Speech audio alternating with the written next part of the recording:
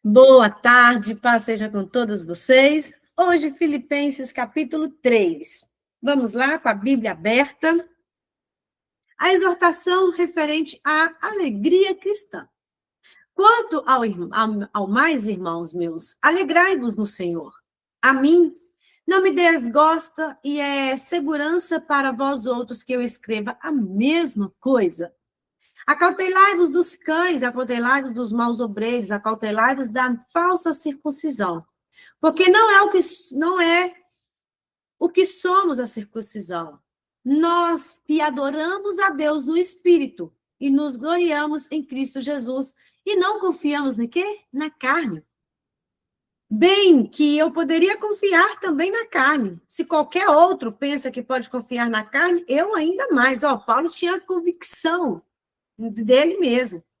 Ele foi circuncidado ao 8º dia, da linhagem de Israel, da tribo de Benjamim, hebreu dos hebreus. Quanto à lei, ele era fariseu. Isso tudo que Paulo falando sobre ele. Quanto ao zelo, ele zelava tanto pela igreja, pela doutrina, né? Ele era perseguidor da igreja. Ele não zelava para a igreja, ele zelava como os fariseus, né? Quanto à justiça que há na lei, irrepreensível. Paulo, ele era aquela pessoa que cumpria a lei retamente. Ele achava que estava certo. Os cristãos, né, as pessoas que seguiam Jesus, foi perseguido por Paulo. Paulo bateu em muitos cristãos. Quando Estevão morreu, a Bíblia fala que quando Estevão morreu apedrejado, foi um dos primeiros mártires, né? Paulo estava ali, era Saulo. A Bíblia relata bem isso. E quem estava ali? Saulo, vendo ele sendo morto. Ele achava que estava certo. Ele cumpria a lei. Olha, ele era circuncidado ao 8º dia da linhagem de Israel, da tribo de Benjamim, hebreu, ele era, e cumpria a lei. Então, mais o que para mim era lucro, isso considerei o quê? Perda por causa de Cristo. Ele tinha todas essas qualidades, mas ele entendeu que por causa de Cristo, isso não era nada. Ele considerava o quê? Perda. Que não adianta nada a pessoa ter todo o conhecimento e não ter Cristo. É isso que Paulo quis dizer. Ele foi criado, né, Gamaliel, isso. Um exemplo assim, na melhor faculdade que existia, não tinha esse nome, mas Paulo ele foi criado de um jeito que ele entendia da lei, ele vivia a lei. Só que isso tudo ele considerou perda, depois que ele entendeu quem era verdadeiramente Cristo. Sim, deveras considero tudo como perda por causa da sublimidade do conhecimento de Cristo Jesus, meu Senhor, por amor do qual perdi todas as coisas e as considero como refúgio para ganhar a Cristo. Algumas versões falam que ele considera como esterco, né? Ou seja, não adianta todo conhecimento e não ter Cristo. Cristo é suficiente, né? Ter Cristo basta. A ser achado nele, não tendo justiça própria, que procede da lei, senão que é mediante a fé em Cristo, a justiça que procede de Deus baseada na fé. Para o conhecer o poder da ressurreição e a comunhão dos seus sofrimentos, conformando-me com ele à sua morte, para de algum modo alcançar a ressurreição dentre os mortos. Aqui, Paulo, nesse capítulo, especificamente no capítulo 3, ele fala das características do povo de Deus. No versículo 3, né? Capítulo não. Olha, o 2, acautelai-vos da falsa circuncisão, porque nós é que somos a circuncisão. Nós que adoramos a Deus no Espírito e nos gloriamos em Cristo Jesus, não confiamos na carne. Aqui ele está falando de as características do povo de Deus. E assim como antes ele apresentou falsos mestres, nós lemos, esses queriam tornar o cristianismo uma seita judia. Né? Eles ensinavam que a salvação dependia da circuncisão, mas nós sabemos que foi anulado. Eles queriam anular a suficiência do sacrifício de Cristo. Nós sabemos que a salvação é pela graça, é pela misericórdia. Você não precisa fazer nada para ser salvo. Mas, quando nós entendemos que somos salvos, nós fazemos as coisas para o Senhor. Aí que está a diferença. Né? Muitas pessoas fazem as coisas achando que vai ser salvo porque faz. Não, a salvação é pela graça. Então, eles pregavam que a graça de Deus não era suficiente para a salvação. E que o homem tinha que cooperar com Deus. Isso não existe nessa obra, circuncidando-se. Que isso era da lei. Só que Cristo, ele veio e Cristo é suficiente para a salvação. Paulo, ele fala vigorosamente essa heresia, mostrando que a verdadeira circuncisão não é aquela feita na carne, mas no coração, operada pelo Espírito Santo de Deus. Então, eles queriam colocar o povo nessa heresia, nessa seita. Então, entenda, se alguém chegar para você e falar que para você ser salva, você tem que banhar-se com sal grosso. Não! Isso é heresia, isso é seita, isso é errado. Para você ser salva, é entender que a graça de Cristo que te salva, é o sacrifício dele. É ele que liberta, é ele que salva. Nós não precisamos, aqui ele estava falando da circuncisão. Eles achavam que para ser salvo tinha que circuncidar. E não é isso. Nós somos, olha, um povo que Paulo descreve, que o povo de Deus é identificado pela adoração. A questão não é adoração, mas aquele que é prestado de que forma? A igreja adora a Deus e o que faz mediante a ação do Espírito Santo. Toda adoração que não é prestada a Deus é idolatria. Toda adoração oferecida a Deus sem ação do Espírito não é aceitável. Paulo falou, né? É nós que adoramos a Cristo. Nós que adoramos a Deus no Espírito. No Espírito. Então, a adoração eu achei interessante que é no grego, né? Que o Novo Testamento foi escrito no grego. Aí tem muitas pessoas que olham alguns pontos, né? O significado. A adoração aqui é latreia, bem como o verbo adorar, latreu. Tem o uso exclusivamente religioso no Novo Testamento. Ambos enfatizam que não podemos separar o culto que prestamos no templo com aquele que prestamos com a vida. Ou seja, se eu estou na igreja, a minha adoração ao Senhor tem que ser como no meu lar, como no dia a dia. Não posso ser de um jeito aqui e de outro jeito na igreja. Então, a minha adoração ao Senhor é com o meu corpo, por completo. Não tem essa diferença. Então, nós devemos entender que nós podemos adorar o Senhor todo momento. Antigamente, os fariseus estavam nas sinagogas, né?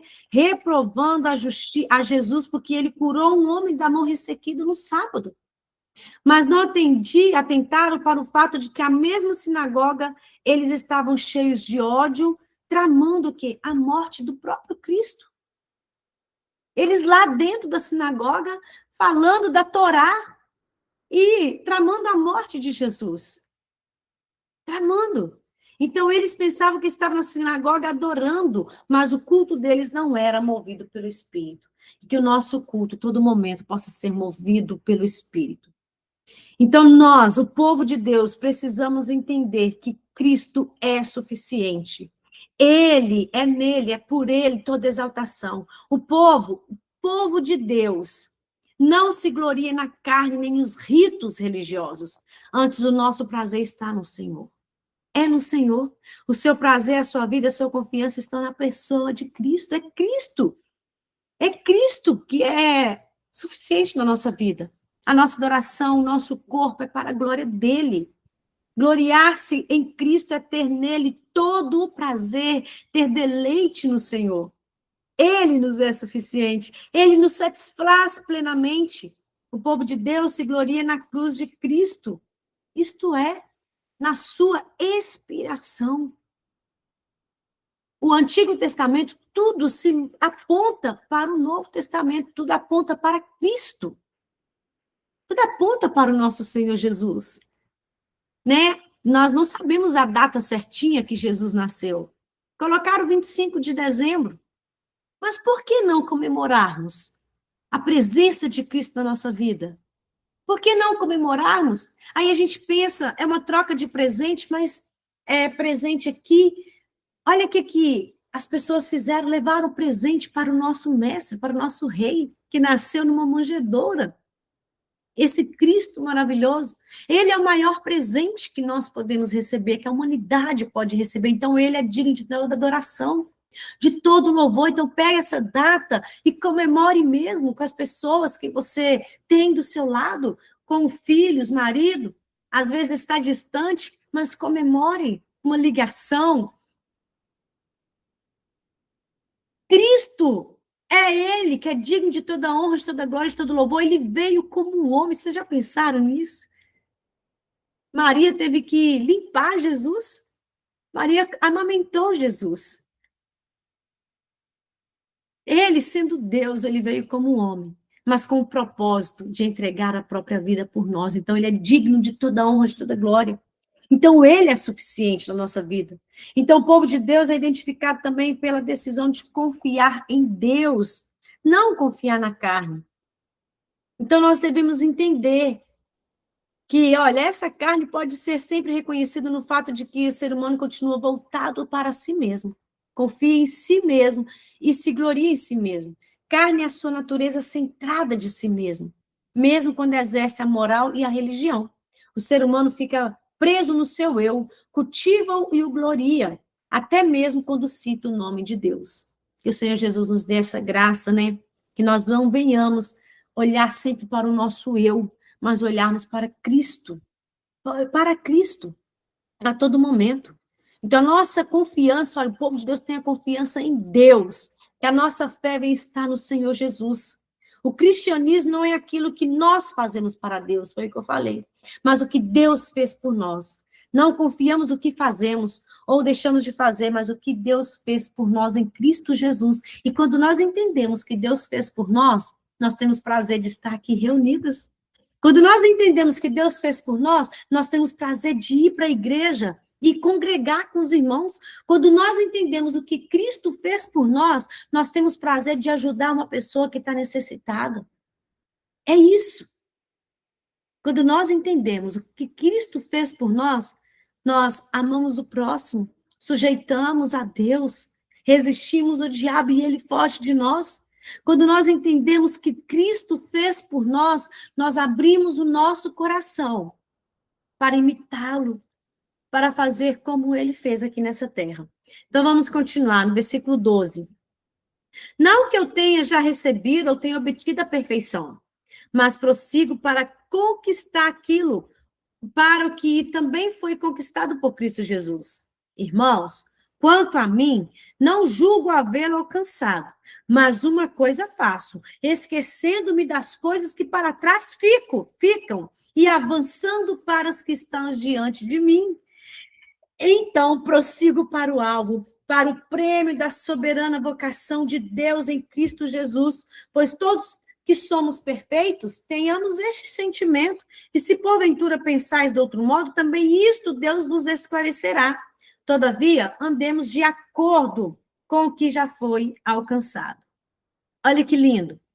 Paulo, ele carregava um peso.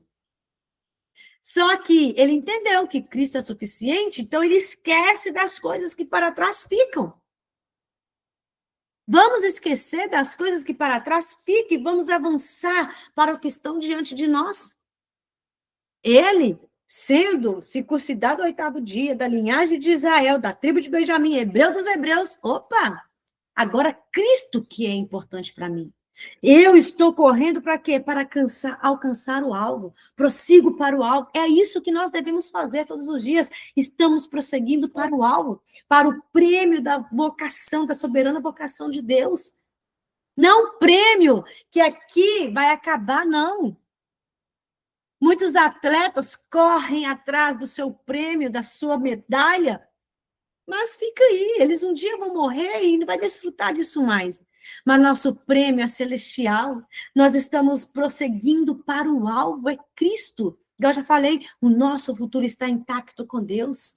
Não importa o que aconteça aqui, não importa o que aconteça com a nossa carne, mas o nosso futuro está com Deus. Então vamos prosseguir para o alvo. 17. Irmãos, sede imitadores meus e observai os que andam segundo o modelo que tendes em nós. Pois muitos andam entre nós, dos quais repetidas vezes eu vos dizia, e agora vos digo, até chorando, que são inimigos da cruz de Cristo. O destino deles é a perdição. O Deus deles é o ventre, e a glória deles está na sua infâmia, visto que só se preocupam com as coisas terrenas, pois a nossa pátria está nos céus, de onde também aguardamos o Salvador e Senhor Jesus Cristo, o qual transformará o nosso corpo de humilhação para ser igual ao corpo da sua glória, segundo a eficácia do poder que ele tem de até subordinar-se a todas as coisas. É isso que o Senhor faz. Olha que lindo. A nossa pátria está no céu. Muitas pessoas estão se perdendo neste mundo, porque a perdição deles é o seu ventre, é os prazeres deste mundo. Preocupa só com as coisas terrenas, quer trabalhar sempre para ter. Aí nunca está satisfeito, sempre quer mais. Está preocupando só com as coisas terrenas, mas nós, a nossa pátria está no céu, aqui de passageiro, onde também aguardamos o nosso Senhor, a promessa, ele vai cumprir a promessa dele, eu creio na palavra do Senhor, ele vai cumprir. Então, continue crendo, continue confiando, como Paulo escreveu aqui, o qual transformará o nosso corpo de humilhação para ser igual ao corpo da sua glória. Um dia nós teremos o corpo transformado, glorificado, e estaremos com o Senhor. Amém? Então, não vamos desesperar com os problemas. Não vamos desesperar com as situações. Ele começou falando alegria cristã. Ele nos exorta e finaliza falando que nossa pátria está no céu. Então, isso é motivo de alegria. Isso é motivo de alegria, de exaltar o Senhor, porque Cristo é suficiente na nossa vida. Isso é motivo de alegria, de saber que nós podemos deixar para trás, esquecer das coisas que ficam para trás e avançarmos para o alvo, para o prêmio da soberana vocação. Avançarmos para a presença do Senhor, pois a nossa pátria está no céu. Independente da situação, vamos alegrar. Olha, alegria cristã. Não vamos dar ouvido a falsos mestres. Se vier alguém com falsa heresia, com seita, olhe para a palavra. Aqui teve falsos mestres falando que para ser salvo tinha que circuncidar. Hoje não usam muitas vezes isso, mas usam outros tipos de palavras. Para você ser salvo, você tem que fazer isso, você tem que fazer aquilo. É pela graça. É por Cristo que nós somos salvos. É pelo sacrifício de Jesus. Isso é motivo de alegria. Isso é motivo de louvar o Senhor, de engrandecer o nome dele. E saiba, a sua pátria está no céu. A minha pátria está no céu. E é para lá que nós vamos. Amém? Glória a Deus. Jesus abençoe vocês. Amanhã vamos finalizar esse capítulo. Maravilhoso também o capítulo 4, que eu sempre cito aqui. Amanhã vocês vão ver. Amo. Então, e o Senhor cada dia mais tem falado no nosso coração. Amém? Deus abençoe.